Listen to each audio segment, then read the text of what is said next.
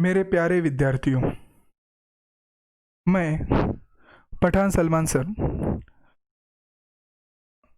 जैसे कि आपने यूट्यूब का थंबनेल देखा ही होगा, बैंकिंग फाइनल अकाउंट का फॉर्मेट के बारे में आपका आज लेक्चर लेने वाला हूँ कि बैंकिंग फाइनल अकाउंट का फॉर्मेट समझना क्यों ज़रूरी है। तो जैसे कि आप 11th से लेकर अभी आप SY पास आउट होकर TY में आए हो, तो 11th में 12th में FY और SY में आपने चारों साल में फाइनल अकाउंट बनाया। तो आपके उस चारों साल के फाइनल अकाउंट में और इस साल के यानी थर्ड ईयर के हमारे बैंकिंग फाइनल अकाउंट में क्या फ़र्क है और हमें इस बैंकिंग फाइनल अकाउंट को समझने की क्या ज़रूरत है, इसका एग्ज़ाम में क्या इंपॉर्टेंस है और इसको कैसे छुड़ाते हैं, ये हम सारी बातें क्या करेंगे आज सीखेंगे। ठीक है, तो अभी आपको मैं बैंकिंग फाइनल अकाउंट के बारे में बताऊंगा कि आप 11th में 12th में FY में SY में क्या करते थे, अकाउंट छुड़ाते थे। तो वो अकाउंट कैसा होता था, तो मैं आपको एक अकाउंट का सैंपल जैसे मैंने किया है बताता हूँ। ये ऐसा हमारा ट्रेडिंग अकाउंट होता था, सही है। कि एक साइड क्या होता था, डेबिट में पर्टिकुलर वगैरह के आइटम्स होते थे, क्रेडिट में पर्टिकुलर्स और अमाउंट्स होती थी, और क्या होता था, हम ट्रेडिंग अकाउंट को सॉल्व करते थे।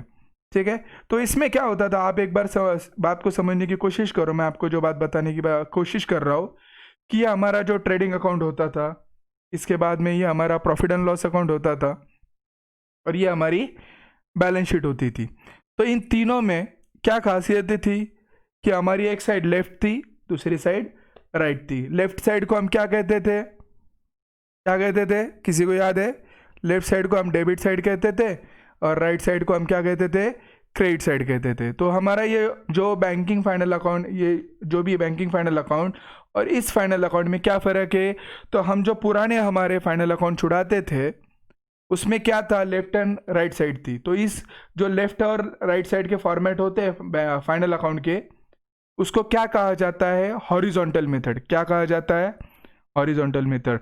और आज हम जो सीखने वाले हैं बैंकिंग फाइनल अकाउंट, ये वर्टिकल होता है। वर्टिकल मतलब कैसे, जैसे कि आप यहाँ पे देख रहे होंगे, वर्टिकल होता है। वर्टिकल मतलब क्या, एक के नीचे एक।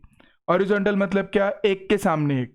ठीक है, तो आपको ये सबसे पहले जो बैंकिंग फाइनल अकाउंट की सीखने की शुरुआत करने से पहले एक जो ज़रूरी चीज़ थी आपको बतानी ज़रूरी थी कि हम जो पुराना फाइनल अकाउंट छुड़ाते थे वो हॉरिजॉन्टल मेथड था, और अभी आज हम जो सीखने वाले हैं बैंकिंग फाइनल अकाउंट, ये कौन सा मेथड का है, वर्टिकल मेथड का है। ठीक है, तो आपको मैं क्या करूँगा, आज हमारा ये जो पहला लेक्चर इसमें शुरू होने वाला है बैंकिंग फाइनल अकाउंट में, तो आज मैं क्या करूँगा, आपको सिर्फ और सिर्फ फॉर्मेट बताऊँगा। क्या करूँगा, सिर्फ और सिर्फ फॉर्मेट बताऊंगा। तो फॉर्मेट में आपको मैं दो चीज़ें क्या बताऊंगा, एक बैलेंस शीट बताऊंगा और एक प्रॉफिट एंड लॉस बताऊंगा।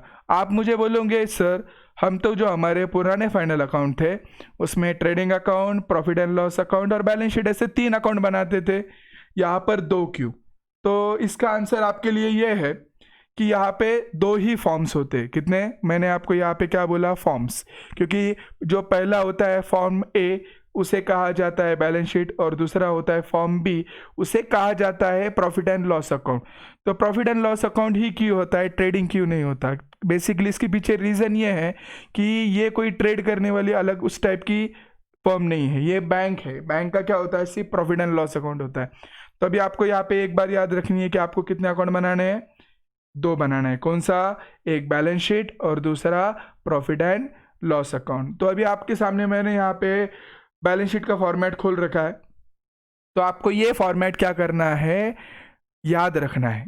याद क्यों रखना है, क्योंकि ये फॉर्मेट हमारा जैसा पुराना फाइनल अकाउंट छूटता था, कुछ आइटम नीचे होंगे, कुछ आइटम ऊपर होंगे, कुछ आगे पीछे हो जाएंगे, तो चलता था।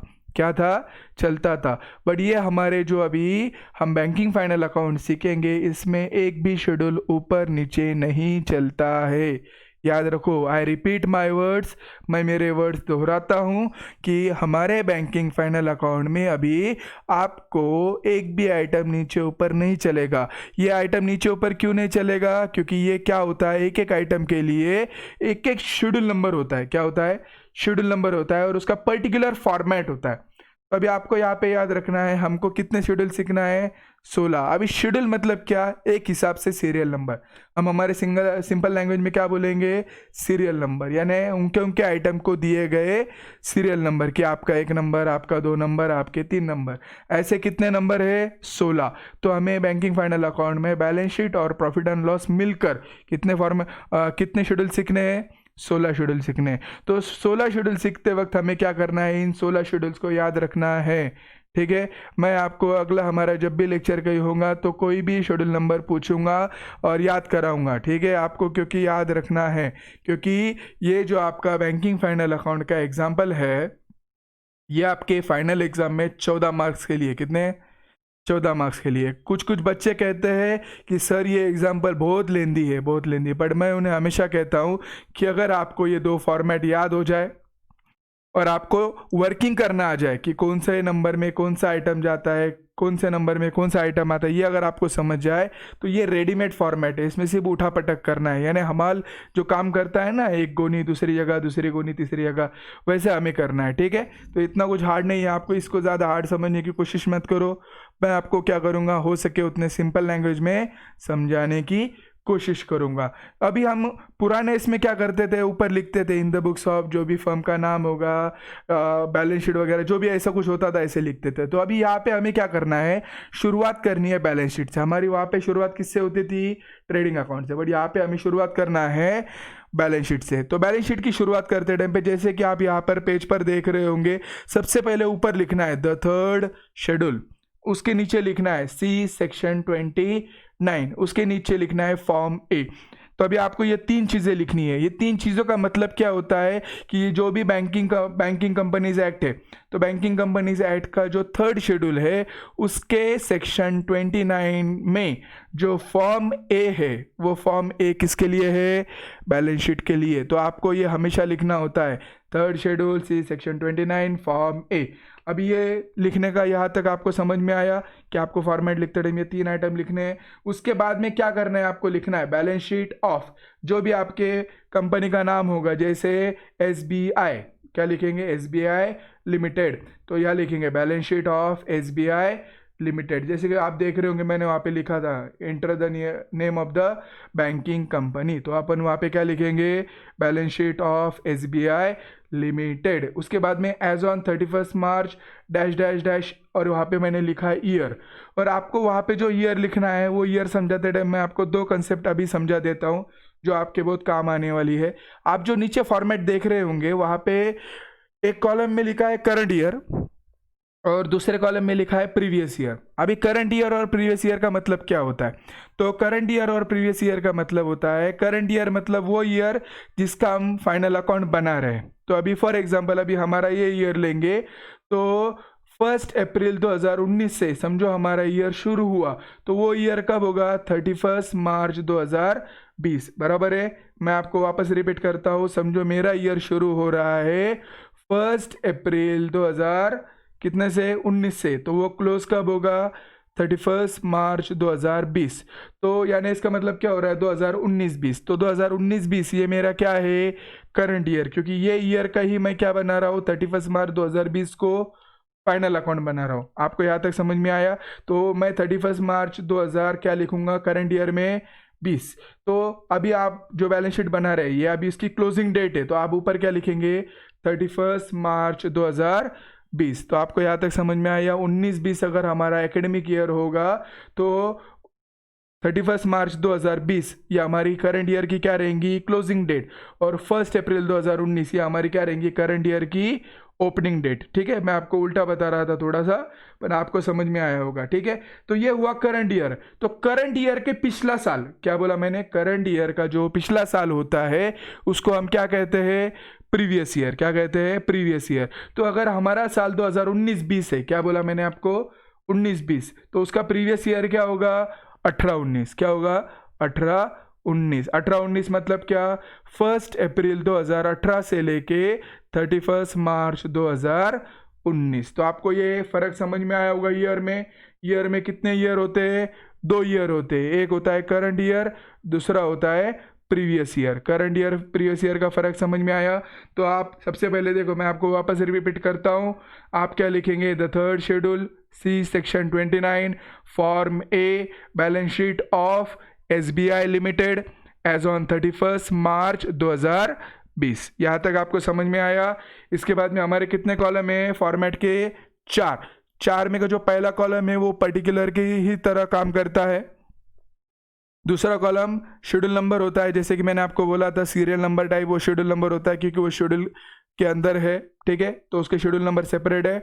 दूसरे में करंट ईयर, तीसरे में करंट ईयर कॉलम होता है और चौथे में कौन सा कॉलम होता है? Previous year. तो अभी हमें क्या करना है, जैसे कि हम पहले सामने आमने वाला यानी हॉरिजॉन्टल फॉर्मेट बनाते थे, उसमें एक के सामने एक लिखते थे। अभी वर्टिकल बनाना है तो एक के नीचे एक लिखना है। क्या करना है? तो अभी हम क्या करेंगे, सबसे पहले शुरुआत करेंगे कैपिटल और लाइबिलिटीज। तो ये हमें याद ऐसे रखना है कि हमारी बैलेंस शीट की सबसे पहली हेडिंग क्या है? कैपिटल और लाइबिलिटीज। याद रहेगा, हमारी बैलेंस शीट की सबसे पहली हेडिंग क्या है? कैपिटल और लाइबिलिटीज। तो याद रखना है कैपिटल और लाइबिलिटीज में कितने शेड्यूल आते हैं? 5। कितने? 1 से लेकर 5, ऐसे 5 शेड्यूल आते हैं। तो हमें क्या करना है, अभी शेड्यूल के नाम याद रखने हैं कि शेड्यूल नंबर 1 क्या है? कैपिटल। वापस दोहराओ मेरे साथ, शेड्यूल नंबर 1 क्या है? कैपिटल। शेड्यूल नंबर 2 क्या है? Reserve and surplus. Schedule number 3 क्या है? डिपॉजिट्स। शेड्यूल नंबर 4 क्या है? बोरोइंग्स। शेड्यूल नंबर 5 क्या है? Other liabilities and provision. तो आपको ये बात समझ में आओगी, ये हमारी जैसे पुरानी बैलेंस शीट बनती थी ना, उसी टाइप की हमारी क्या है? लाइबिलिटीज है, ठीक है। तो यहाँ पे याद रखना है लाइबिलिटीज में कितने हेड आते हैं? 5 आते हैं। कितने? 5। तो हम क्या करते हैं, ये पांचों के अमाउंट यहाँ पे लिखते हैं करंट ईयर में। अभी हमें क्या करना होता है, नॉर्मली हमारा जो एग्जाम्पल हम छुड़ाएंगे तो उस वक्त हमें जो मालूमात दी जाएगी वो 2019-20 की रहेगी ना, यानी हमारे करंट ईयर की। तो सारे अमाउंट हम किस में लिखेंगे? करंट ईयर में। तो प्रीवियस ईयर का कॉलम क्यों? तो प्रीवियस ईयर का कॉलम फॉर्मेट का हिस्सा होता है। किसका होता है? फॉर्मेट का हिस्सा होता है। आपको एग्जाम्पल छुड़ाते टाइम पे प्रीवियस ईयर में कुछ भी अमाउंट लिखनी नहीं है। अगर किसी की अमाउंट दी जाती है तो सिर्फ लिखी जाती है, उसको टोटल वगैरह कुछ नहीं करना है, ठीक है। तो आपको एक बात क्लियर हो गई, आपका प्रीवियस ईयर का कॉलम तकरीबन क्या रहेगा? नील, यानी कोरा ही रहेगा। तो आपको क्या करना है, कैपिटल नंबर 1, कैपिटल जो 1 है, 2, 3, 4, 5, इन चारों पांचों की 1 से लेके 5 जो शेड्यूल है, इनके हम क्या करेंगे? सेपरेट वर्किंग नोट्स बनाएंगे। क्या बनाएंगे? Working notes. और उस वर्किंग नोट्स की जो टोटल आएगी वो टोटल हम कहाँ पे लिखेंगे? यहाँ पे लिख। हाँ, अभी हमने क्या देखा? 1 से 5 शेड्यूल देखे। तो आपको ये समझ में आया होगा कि कैपिटल और लाइबिलिटीज ये हेडिंग के अंदर कितने शेड्यूल आते हैं? 5 शेड्यूल आते हैं। तो 5 शेड्यूल की ये वर्किंग कैसी होती है हम ये अभी देख लेंगे। क्या करेंगे? 5 शेड्यूल की ये वर्किंग नोट कैसी होती है, वर्किंग नोट कैसे बनाए जाते हैं, ये देख लेंगे, ठीक है। तो जैसे कि आप ये अभी मेरे स्क्रीन पे देख रहे होंगे, इसमें छठा शेड्यूल भी आ गया है, बट अभी आपको मैं क्या करूँगा, सिर्फ 1 से 5 बताऊँगा। तो शेड्यूल नंबर 1 देखो, जैसे कि आप यहाँ पे देख रहे होंगे, सबसे पहले क्या लिखा जाता है? Schedule number 1। शेड्यूल नंबर 1 क्या है? कैपिटल। क्या है? शेड्यूल नंबर 1 कैपिटल, यानी जैसे हमने वहाँ पे नाम देखा था, शेड्यूल नंबर 1 का नाम क्या था? कैपिटल। शेड्यूल नंबर 1 के कॉलम के नीचे क्या 2 कॉलम किए जाते हैं। एक कॉलम होता है पर्टिकुलर, दूसरा कॉलम होता है अमाउंट रुपीस, ठीक है। अब इसमें क्या किया जाता है, कैपिटल में ये अमाउंट्स जो नीचे दी गई है ना नाम, वो नाम वाले अमाउंट्स आती है। जैसे ऑथोराइज कैपिटल। ऑथोराइज कैपिटल मतलब वो कैपिटल जिसकी किसी भी बैंकिंग कंपनी को क्या है? परमिशन है। तो ऑथोराइज मतलब उनके जो वो कंपनी बनती है तो उसको कितना कैपिटल इशू करने का परमिशन है, उसको बोलता है ऑथोराइज कैपिटल। फॉर एग्जांपल हम अभी ऐसे पकड़ेंगे कि किसी कंपनी को ऑथोराइजेशन करने का यानी कैपिटल ऑथोराइज की परमिशन कितनी है, समझो 1 करोड़ रुपए है। तो 1 करोड़ रुपए है तो उसके कितने शेयर है? समझो 1 लाख शेयर है। एक शेयर कितने का है? 100 रुपये का। तो वहाँ पे क्या करेंगे? लिखेंगे authorise capital 1 lakh shares of ₹100 each. तो आपको यहाँ पे समझ में आया होगा। अगर ये हमें मालूमात दी जाती है तो हम यहाँ पे लिखेंगे, उसकी अमाउंट लिखेंगे, ठीक है। दूसरे कैपिटल में दूसरे नाम का आइटम क्या आता है? दूसरा होता है इशूड कैपिटल। ऑथोराइज कैपिटल मतलब जिसकी परमिशन मिली है वो। बट बहुत सारी बैंकिंग कंपनीज क्या करती है, जितनी परमिशन मिली उतना पूरा क्या पूरा इशू नहीं करती, उसमें का कुछ हिस्सा इशू करती है। तो दूसरा आता है इशू कैपिटल। समझो परमिशन हमें कितने की थी, 1 करोड़ की, 10 करोड़ की फॉर एग्जांपल।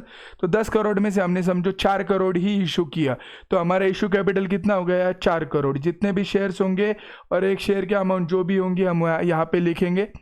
तीसरा होता है सब्सक्राइब कैपिटल। सब्सक्राइब मतलब क्या, जब बैंकिंग कंपनी इशू करती है तो जो सब्सक्राइबर होते हैं, जो खरीदार होते हैं, वो पूरा का पूरा इशू सब्सक्राइब नहीं करते, कभी ज़्यादा होता है तो कभी कम होता है। जो अमाउंट सब्सक्राइब की रहेंगी वो क्या होगी, यहाँ पे आएगी। अगली अमाउंट होती है कॉल्ड अप। सब्सक्राइब करने के बाद जब बैंकिंग कंपनी पैसा मांगती है, तो पैसा मांगने के बाद क्या होता है, सभी के सभी पैसा नहीं देते, ठीक है, सभी के सभी पैसा नहीं देते, कुछ पैसा देते कुछ नहीं देते। तो जो लोग पैसा देते हैं मांगने के बाद, उस कैपिटल को क्या बोलते हैं, कॉल्ड अप कैपिटल, यानी कॉल करने के बाद वो पैसा आया।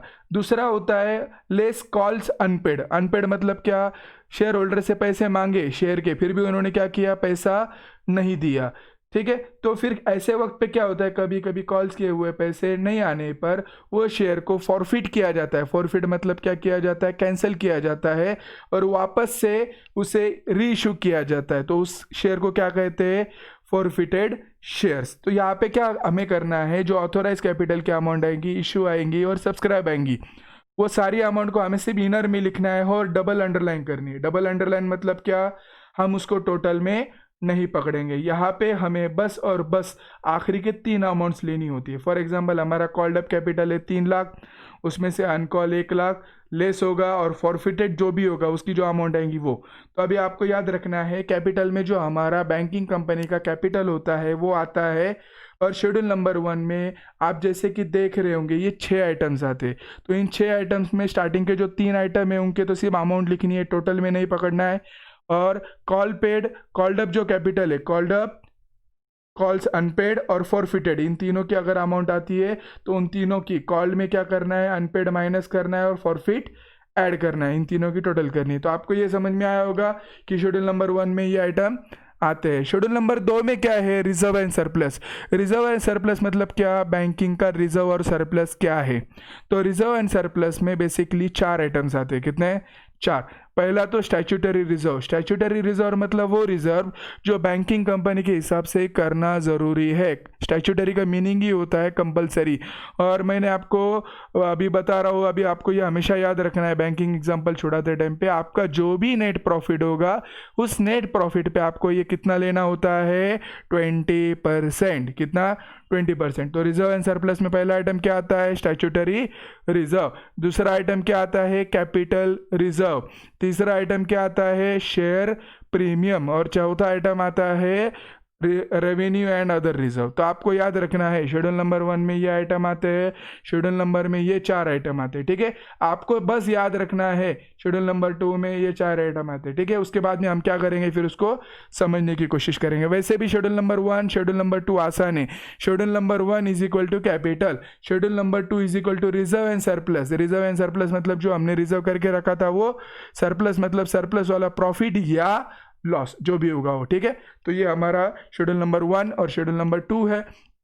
इसके बाद में हमारा शेड्यूल नंबर 3 है। शेड्यूल नंबर 3 ये बेसिकली क्या होता है, डिपॉजिट के लिए होता है। अभी डिपॉजिट बैंकिंग कंपनी के हिसाब से मतलब क्या, कि जो बैंक में लोगों ने पैसा रखा है, सेविंग अकाउंट बोल के, फिक्स डिपॉजिट बोल के, जो भी एफडी वगैरह करके लोगों ने पैसा रखा है, ये एक हिसाब से बैंक के लिए क्या है, लाइबिलिटी है। क्या है, क्योंकि बैंक का खुद का पैसा है क्या, नहीं है। तो ये डिपॉजिट भी क्या होता है, एक हिसाब से बैंक की लाइबिलिटीज़ होती है। यानी डिपॉजिट का मतलब हम सिंपल में समझेंगे, लोगों का रखा हुआ पैसा। तो आपको याद रखना है, शेड्यूल नंबर 3 में डिपॉजिट्स आते हैं और डिपॉजिट के बेसिकली 4 टाइप है। कितना टाइप है, 4 टाइप कौन से है, फिक्स और टर्म डिपॉजिट। फिक्स और टर्म डिपॉजिट मतलब क्या, जो पर्टिकुलर टाइम के लिए क्या होते हैं, फिक्स टाइम के लिए बैंक में रखे जाते हैं, यानी 2 साल 3 साल 5 साल, ठीक है। तो ये टाइप का डिपॉजिट। दूसरा कौन सा आता है, करंट डिपॉजिट। करंट डिपॉजिट मतलब हमारा करंट अकाउंट होल्डर जो कभी भी पैसा निकालता है, कभी भी डालता है। तीसरा कौन सा डिपॉजिट होता है, सेविंग डिपॉजिट। ठीक है, यानी हमारा सेविंग अकाउंट। और चौथा कौन सा होता है, रिकरिंग डिपॉजिट। रिकरिंग डिपॉजिट मतलब क्या, जिस डिपॉजिट में रोज के रोज पैसे डाले जाते हैं, यानी वो लोग हमारे पास कलेक्शन के लिए पैसे को आते हैं, पैसा लेके जाते हैं, आपको ये पता होगा। ठीक है, तो हमें डिपॉजिट में याद रखना है, हमें इतना कुछ डिटेल जाने की ज़रूरत नहीं है, हमें सिर्फ इतना याद रखना है शेड्यूल नंबर 3 डिपॉजिट है, और डिपॉजिट में कितने डिपॉजिट आते हैं, 4। जब भी मैं आपके सामने एग्जाम्पल में नाम लूंगा सेविंग डिपॉजिट, तो आपको याद रखना है शेड्यूल नंबर कितना, 3। ठीक है, उसके बाद में चलते हैं अगला शेड्यूल नंबर 4। तो शेड्यूल नंबर 4 में 2 आइटम आते हैं, कितने आइटम आते हैं, 2 आप याद रखेंगे। एक होता शेड्यूल नंबर 4 का पहले बेसिक समझते हैं। शेड्यूल नंबर 4 में आता है बोरोइंग्स। क्या आता है, बोरोइंग्स। बोरोइंग्स मतलब क्या, एक हिसाब से बैंक ने किसी से लिया हुआ पैसा। बोरोइंग्स मतलब लिया हुआ पैसा या बोरो किया हुआ पैसा।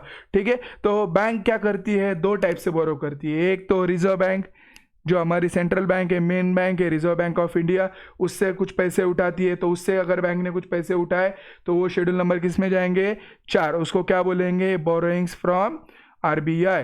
उसके बाद में बैंक क्या करती है, कभी कभी पैसे की जरूरत पड़ने पे दूसरे बैंक से लेती है, तो उसको कहते हैं बोरोइंग्स फ्रॉम अदर बैंक्स, यानी डैश डैश जो है बैंक लिमिटेड लिखा है ना, तो वहाँ पे बोरोइंग फ्रॉम, समझो स्टेट बैंक है, स्टेट बैंक ने लिया हैदराबाद बैंक से वगैरह जो भी है, तो वहाँ पे उस बैंक का क्या नाम आएगा। तो हमें याद रखना है शेड्यूल नंबर 4 में बोरोइंग्स में कितने आइटम आते हैं, 2। पहला कौन सा, बोरोइंग्स फ्रॉम आरबीआई, और दूसरा बोरोइंग्स फ्रॉम अदर बैंक्स। ठीक है, आपको यहाँ तक समझ में आया। ठीक है, आगे शेड्यूल नंबर 5। शेड्यूल नंबर 5 में क्या होता है, ये बैंक की वो लाइबिलिटी होती है जो ऊपर के चारों में नहीं आती।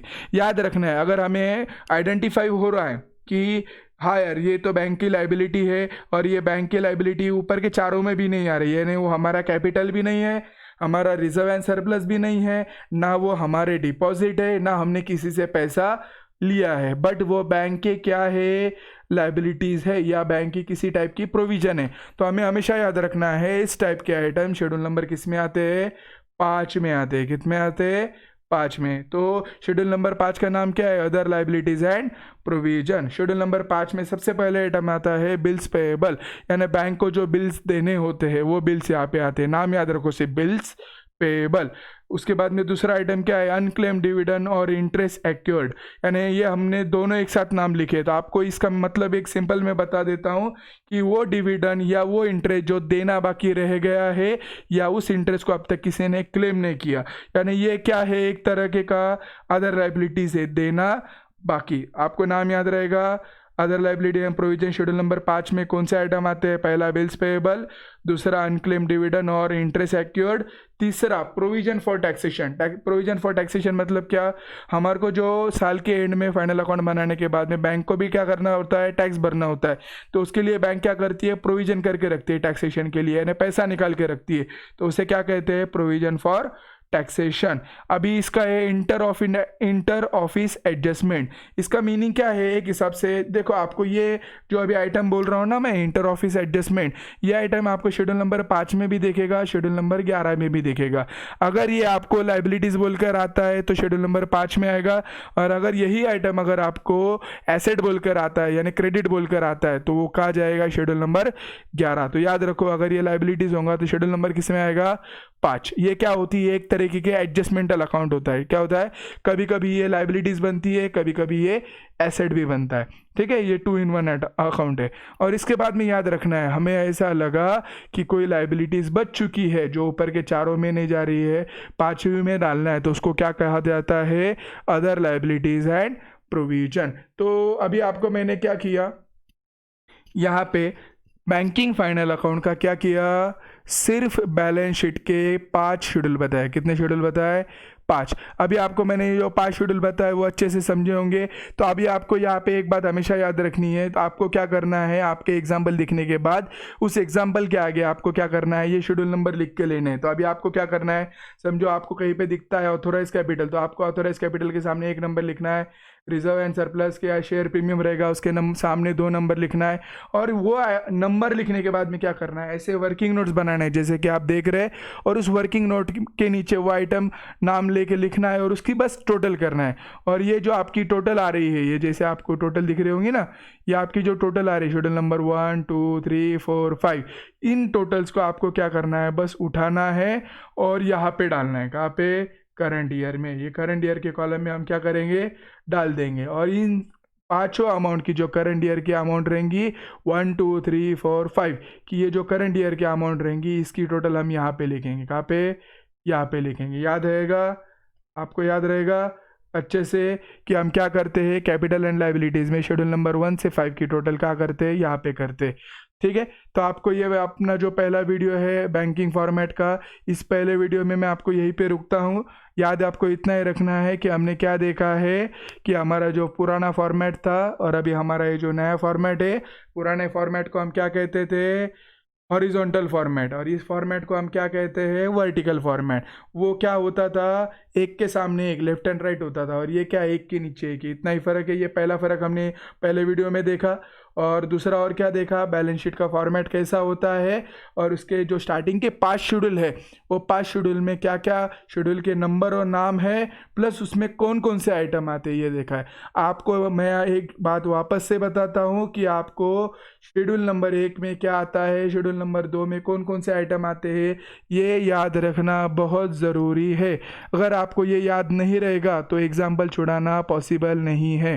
तो मेरी सबसे रिक्वेस्ट है कि आप क्या करो, ये जो अपना पहला वीडियो है, ये वीडियो देखने के बाद शेड्यूल नंबर 1 2 3 4 5 में उनके नाम और उसके अंदर आने वाले वर्किंग नोट्स में आने वाले जो आइटम्स है उसको कम से कम 5 बार पढ़ो। 5 बार पढ़ने से क्या है, याद तो नहीं होगा बट कम से कम एक आइडिया आएगी, इसमें ये आता है, इसमें ये आता है, इसमें ये आता है। ठीक है, इसके बाद का पार्ट हम क्या करेंगे, पार्ट 2 में देखेंगे। ठीक है, तो आप सभी का पार्ट 1 देखने के लिए धन्यवाद। अगर इसमें कोई डाउट आएंगे तो आप मुझे क्या करो, कमेंट सेक्शन में कमेंट करके बोलो, मैं आपके डाउट्स क्लियर करने की कोशिश करूँगा। Okay, thank you.